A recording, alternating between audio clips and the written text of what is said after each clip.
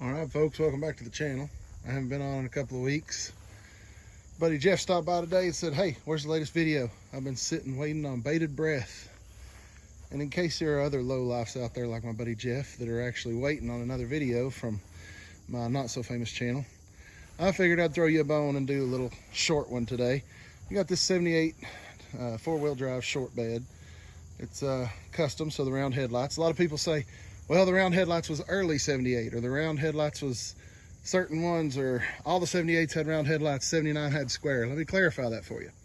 78 custom trim had round headlights.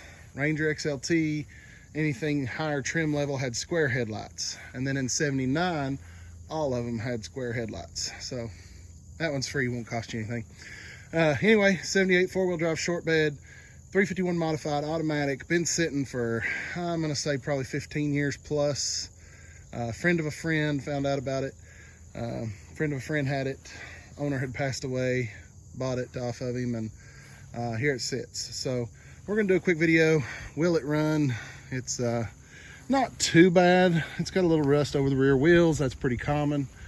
The short beds are pretty popular though, so I went ahead and jumped on it. It's got interior full of crap right now, but pretty solid interior. Everything's there, just no charge for the junk. It's came with it. Speaking of junk, the entire bed is full of additional junk. I've already cleaned out 3 or 4 trash bags full, and you see what else is there. So quick walk around. It's got a pretty decent rear bumper. Tailgate's pretty solid, little rust on the bottom. Rust over the rear wheels, that's to be expected on these. So nothing too terribly special, but if you have a soft spot for the old Fords like I do, it's definitely got potential. So let me go grab, I'll go ahead and pop the hood. Let's take a look at that.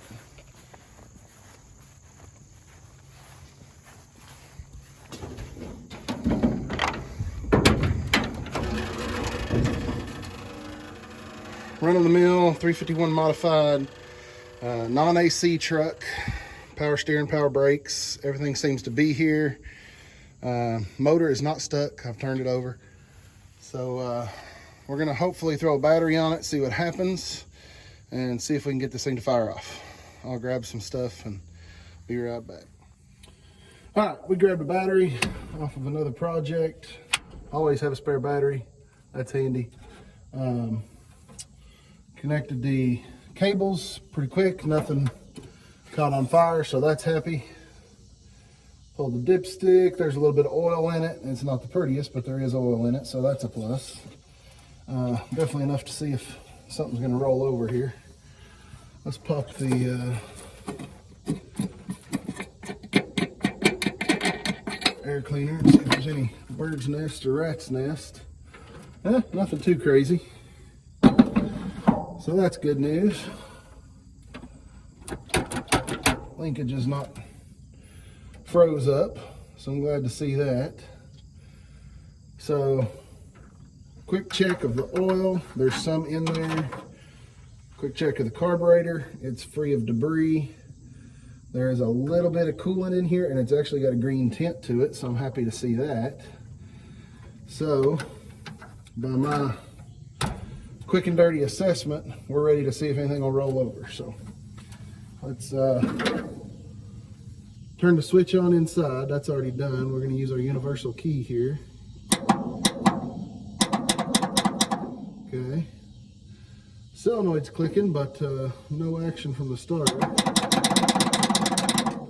Could be a loose connection, could be a bad starter.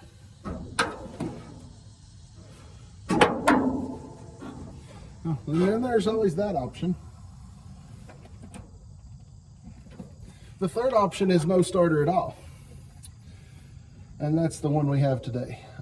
They failed to mention the fact that there was no starter on it. I would guess that might be why they quit driving it. Maybe the starter went out and they pulled it and took it to match it up, never did find one. I don't know, but when you fool with these things as much as I do, a starter is something you just always have laying around. So I do have a spare starter. I'll grab that.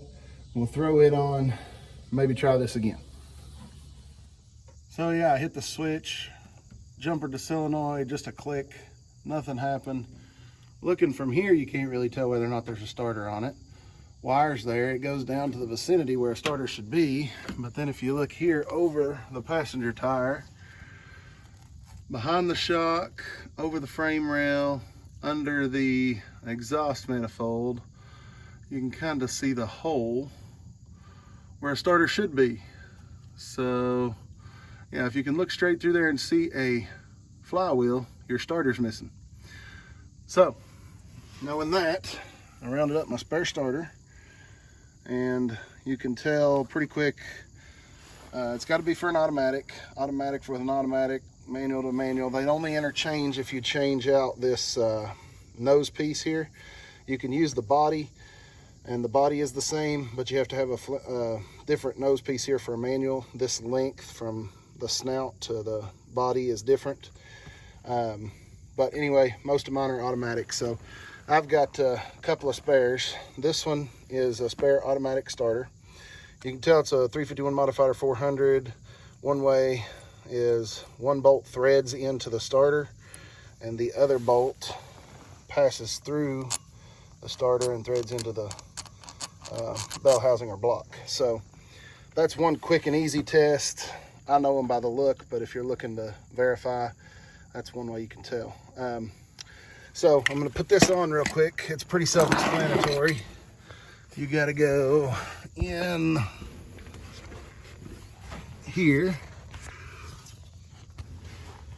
and right up here, and right there's where it goes.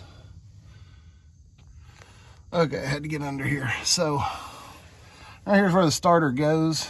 Like I said, if you see that big hole where the flywheel, you can see the teeth of the flywheel, that's where the starter goes. If there's nothing there, you're missing your starter. There's the power coming down from the solenoid. It grounds through its connection to the transmission block. So the starter sits right here. Those two bolt holes, one goes right here through the starter, threads into the bell housing here.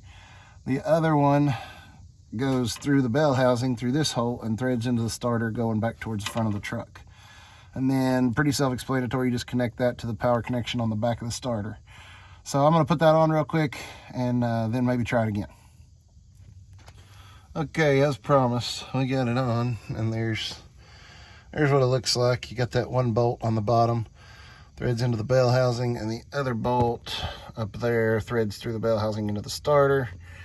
And then your connection at the back is just a little, usually a 10mm or 3/8 head bolt connecting the power. So starter's on, let's give it a whirl. Battery's connected again. Let's see here.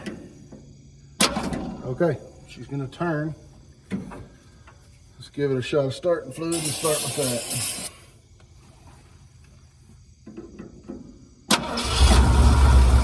Oh man, what a sweetheart.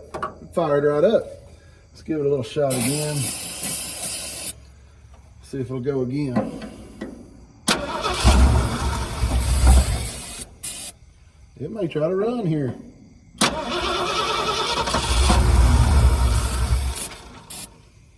Maybe a little too much fluid.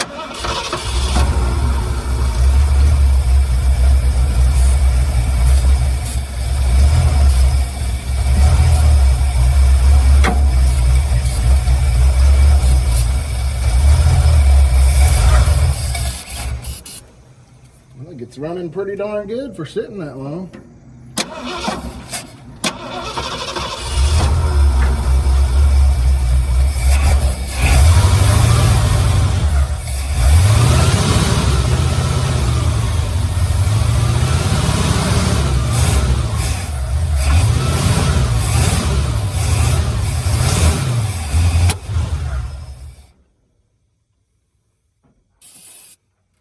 Little lively.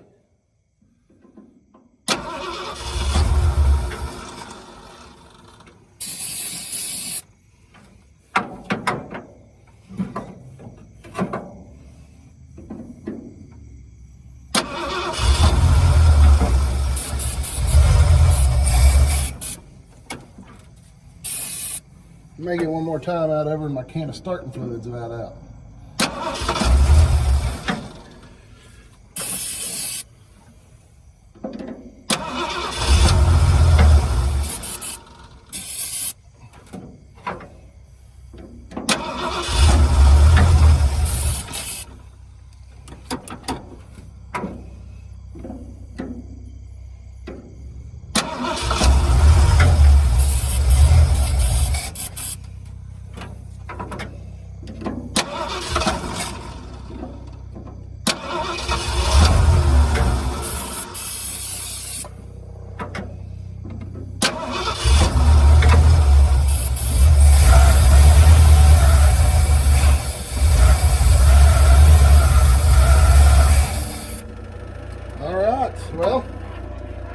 heard enough. I believe it runs pretty good for sitting about 15, 20 years. Didn't hear any rods clattering, didn't hear any valves chattering, no clouds of smoke. It's actually sounding pretty promising. So next step for this one will be, I noticed the brakes are all off of it. There's some new brake stuff in the cab, so I'll probably check that out. Probably get it running off of a fuel supply, go through the fuel line, probably end up doing a fuel pump, I'm guessing. Usually that's bad when they sit that long. So yeah, definitely on the right track with this one. It does seem to run. It's getting dark here in East Tennessee, so there's not much for you guys to see. I'm gonna put some tools up, close the hood down on this one, and looks like this one's gonna be revived pretty easily motor wise. So we'll move on, check out the transmission, brakes, some other stuff, and clean out the back of it. I'll get all the trash out of it. So yeah, thanks for watching. We'll catch you next time on Rusty Relics Revivals.